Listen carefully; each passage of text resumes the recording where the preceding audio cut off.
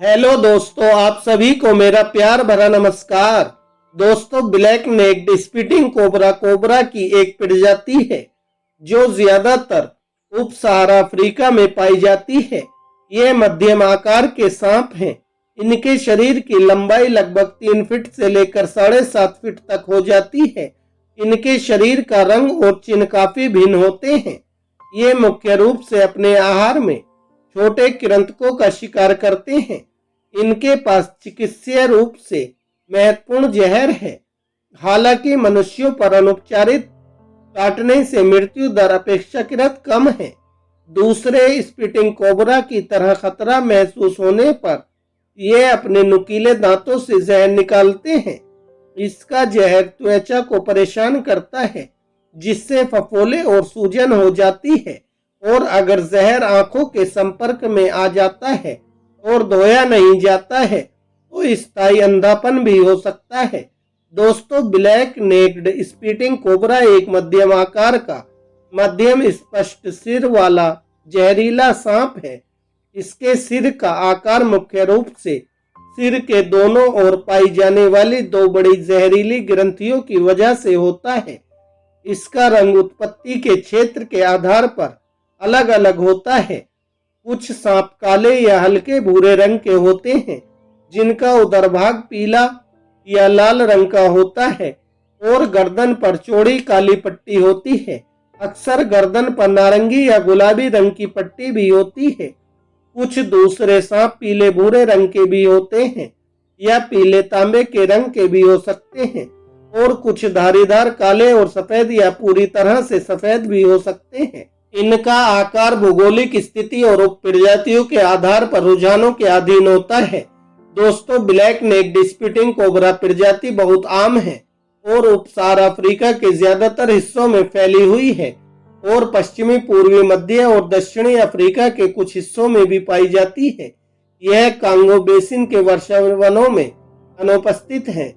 Black necked spitting cobra आमतौर पर Africa के सवाना और आर्द्र रेगिस्तानी क्षेत्रों में निवास करता है।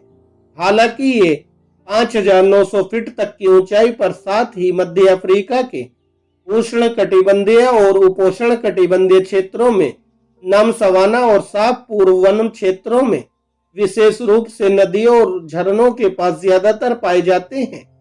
ब्लैक नेक्ड स्पीटिंग कोबरा की सीमा वर्तमान में नाइजीरिया के दक्षिणी पूर्वी क्षेत्रों से लेकर देश के मध्य भाग में ज्यादा रेगिस्तानी और शुष्क परिस्थितियों तक फैल रही है। ये तटीय झाड़ियों और सूखी घास के मैदानों में भी रहते हैं। अन्य कोबरा प्रजातियों की तरह इन्हें छिपने या ठंडा होने के लिए दीमकों के टीले या कृंतक बिल मिल जाते हैं।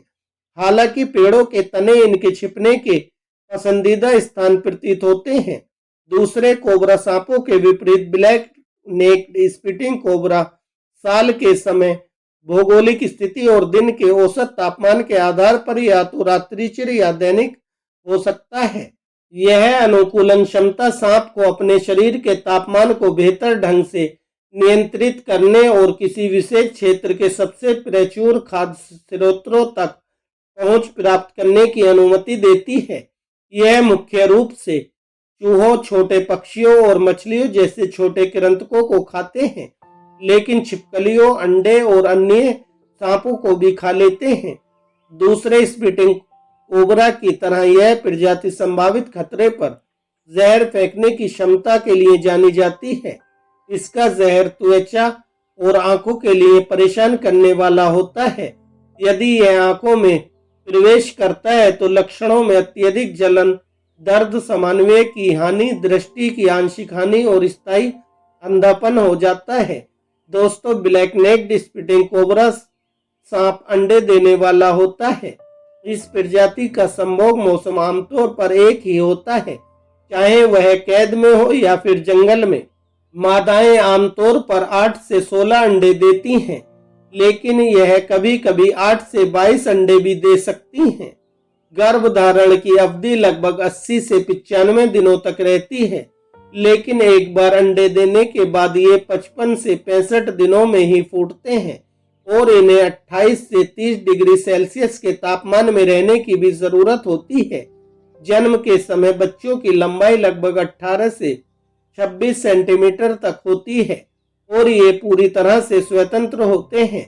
ब्लैक नेक्ड स्पीटिंग कोबरा का जीवन काल लगभग 14 साल से लेकर 21 साल तक हो जाता है।